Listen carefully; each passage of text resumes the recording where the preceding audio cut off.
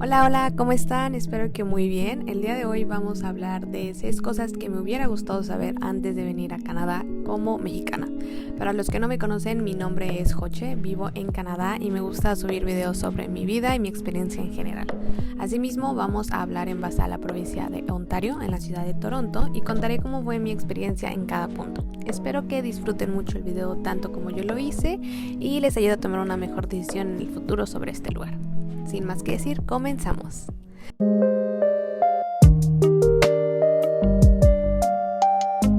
Iniciando con el primer punto, que es la ropa. Debemos de hacernos estas preguntas primero: ¿en qué época vengo y por cuánto tiempo planeo venir? Así sabremos si debes de comprar la ropa en tu país o en Canadá. ¿Cuántas prendas traer? Dependerán mayormente de la personalidad de cada quien. En mi experiencia, yo planeé venir a largo plazo y vine en verano, por lo que yo no traje como mucha ropa. No traje grandes chamarras y solo suéteres que consideré útiles cuando me daba frío. Además, en marzo yo vine por un periodo más corto y la chamarra más grande que traje la tenía puesta para no usar mucho espacio en la maleta. Si tu caso es venir en invierno por un periodo largo, recomiendo que traigas lo esencial y comprar en Canadá lo restante. Si vienes menos de un mes en invierno, lo mejor sería comprar una chamarra desde tu país que no use mucho espacio o que puedas traer puesta en el aeropuerto. Traer ropa caliente que tú conoces y sabes que te sirve. Puede que compres algunas prendas en Canadá, pero recuerda que ya traes ropa contigo y cuentas con un límite máximo de documentación. Entonces procura no excederte para no pagar de más.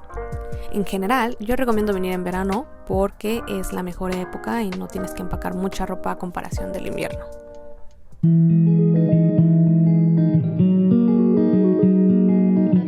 Es un tema complejo y solo lo voy a explicar desde mi experiencia y lo que he visto. Tiene pros y contras y su sistema no es la última maravilla. Es más, creo que en mi experiencia considero que no es muy buena, pero sí es considerable.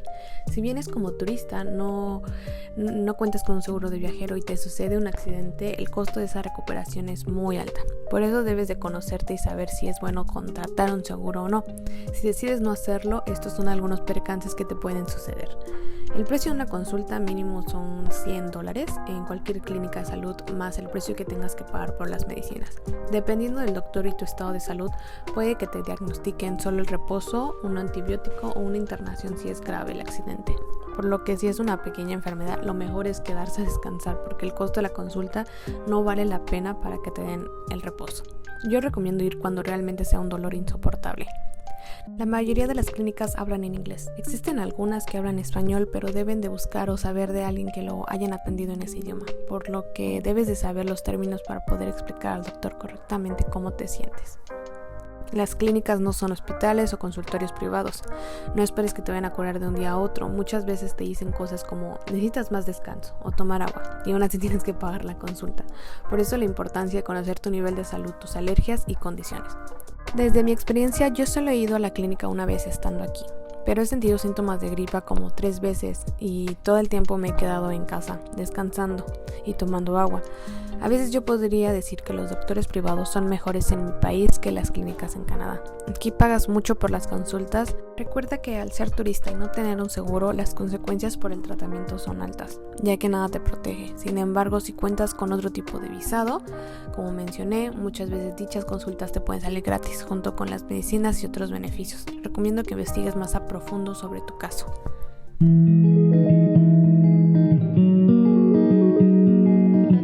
En Toronto existen miles de bancos, pero algunos tienen más flexibilidad que otros. Si tienes una visa de estudiante o de trabajo, basta con que presentes tu pasaporte y algún comprobante de que vives, estudias y trabajas aquí. Si eres turista y quieres una cuenta de banco, también puedes acceder, ya que como turista puedes quedarte hasta 6 meses en el país sin ninguna restricción, por lo que necesitarás pasaporte y algún comprobante de que vives aquí. Por ejemplo, yo tenía un seguro de vivienda que contraté estando aquí y me llegó a carta a mi mailbox y con eso he hecho diferentes documentaciones. La famosa pregunta que te pueden hacer al momento de tramitarla en el banco es ¿para qué quieres la tarjeta de débito? Y la respuesta sencilla que recomiendo decir es para guardar mi dinero de forma segura. Así de sencillo, y es que si te pones a analizar, eres turista y vienes a gastar, ¿no? Se supone, independientemente de que traigas mucho o poco dinero. Y también nadie quiere traer dinero en mano o sufrir de algún robo o similar.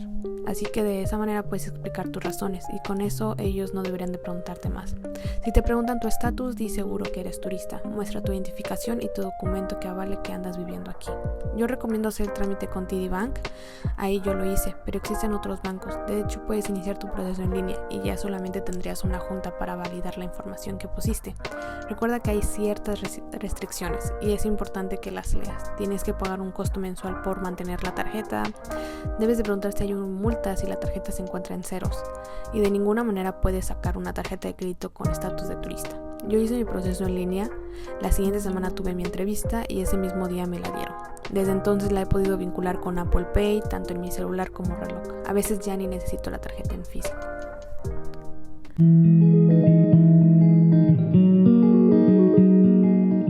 Las líneas de teléfono son similares a los bancos, hay miles de compañías. Yo recomiendo tener uno, ya que es importante obtener un número con la de Canadá, para que hablar dentro del país no se vuelva tan costoso. Lo primero que te pueden preguntar es si quieres sacar un celular o un plan de teléfono. Si quieres sacar el teléfono, los requisitos son una identificación, dirección, estatus y un estado de cuenta. De esta manera ellos pueden asegurar tu elegibilidad para que puedas pagar el plan y el teléfono durante la garantía del plan, que depende del tipo de contrato y el tiempo, pero la mayoría son más de un año. Ahora, si eliges el plan del teléfono, voy a dar un ejemplo de qué tipo de paquete pudieras adquirir. Por ejemplo, tenemos el plan 50, que tiene un costo de $50 mensuales, el cual te ofrece un cierto número de gigas de internet y minutos en llamadas gratis dentro de Canadá.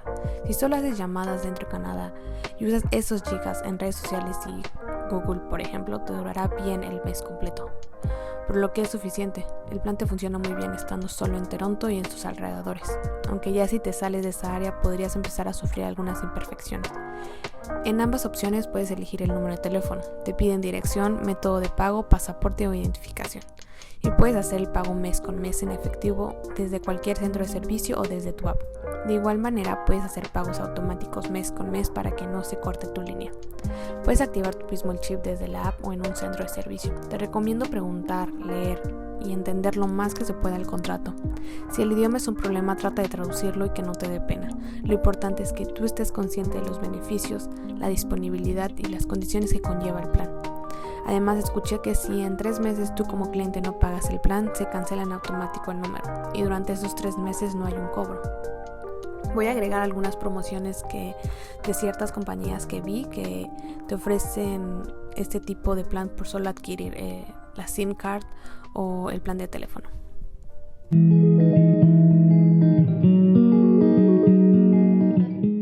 La ETA, por sus siglas en inglés, es el Electronic Travel Authorization.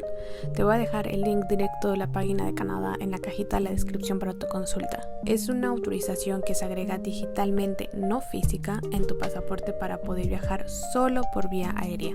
Y solo ciertos países tienen ese tipo de consentimiento, por lo que debes de verificar si tu país está dentro de esa autorización. México se aplica y es válido para personas que quieren tener un estatus como turista en Canadá. Cuando yo hice el trámite, recuerdo que su duración era de 5 años o hasta que expirara mi pasaporte con el que hice el vínculo, desde el momento que te autorizan el documento.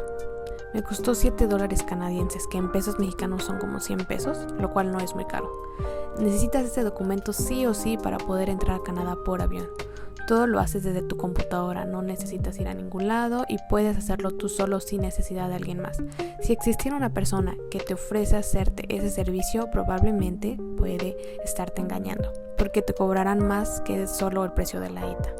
Si aún así estás consciente y decides dejar que otra persona lo haga, corres el riesgo de que si algún dato o información ingresada está incorrecta, debes de volver a hacer el proceso o que se te rechace la entrada de inmigración. Yo lo hice sola y me tomó como 30 minutos más o menos, en lo que leía, entendía la información, agregaba mis datos y pagaba.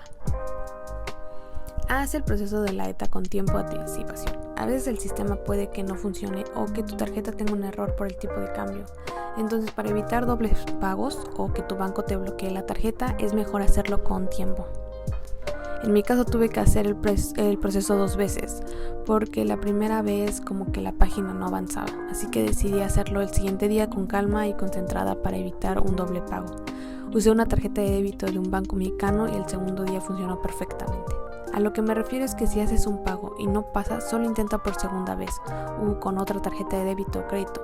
Si sigue sin funcionar, intenta en otro momento. No lo hagas rápido o con presión porque se corre el riesgo de que hagas un doble pago. Y todo ese tipo de acciones puede provocar que la página de Canadá y tu banco no te autoricen la transacción. Recuerda que al pagar la ETA debes de esperar entre minutos a horas para que te llegue una notificación de que la ETA ha sido autorizada. Después de eso ya no necesitas hacer más nada, ni verificar o consultar, ya que la ETA está ligada digitalmente a tu pasaporte. Para cualquier aclaración es bueno tener ese correo en favoritos o de fácil acceso para cualquier explicación futura.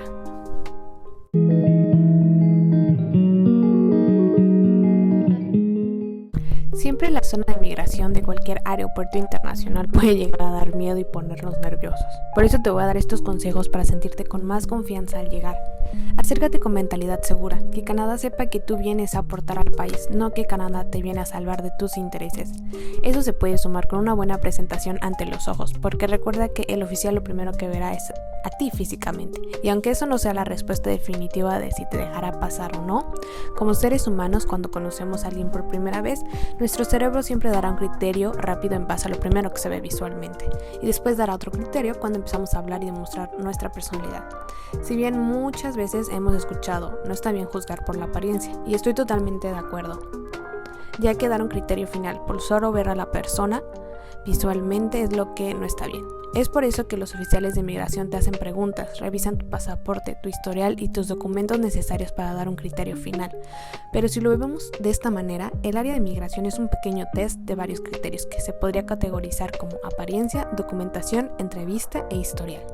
Es mejor obtener en varias categorías una palomita verde a esperar que solo una categoría sea la única palomita verde, mientras que los demás criterios no sean considerados. Más que una entrevista de migración, yo lo vería como un juego mental donde tienes que juntar varias palomitas verdes para ganar.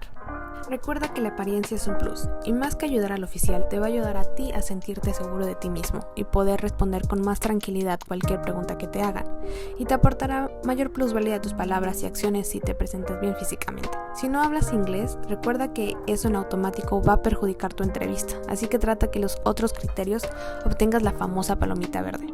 Otro caso puede ser, si tu historial tuviste un pequeño malentendido en el pasado y se encuentra registrado, recuerda que en la entrevista te van a preguntar acerca de eso. Debes de estar preparado con argumentos válidos.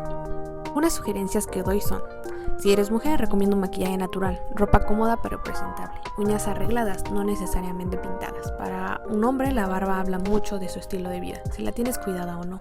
Un corte de cabello, ropa cómoda, la mochila que lleves de mano que sea cómoda, nada roto, deslavado, rasgado, despintado. Si bien esto puede que te ayude o no, ya que se dice a veces que es de suerte con qué oficial te toque, pero sí es un plus, y de algo a nada siempre he preferido algo. Y en mi experiencia nunca se me ha negado un acceso internacional hasta ahora, pasando más de 4 veces a Canadá y en total más de 8 veces en otros aeropuertos internacionales. La seguridad es la clave para que te dejen pasar. Y bueno, hasta acá estos consejos del día de hoy. Cuéntame qué opinas. Si tienes más dudas, déjamelo en la cajita de los comentarios. En verdad, yo cuando llegué tenía una idea y a lo largo del tiempo ha cambiado mi perspectiva. Muchas gracias por haberme acompañado. Espero que esta información te ayude a tener un panorama más general acerca de Canadá. Voy a estar feliz de poder leerte y pues muchas gracias y nos vemos en un próximo video. Bye.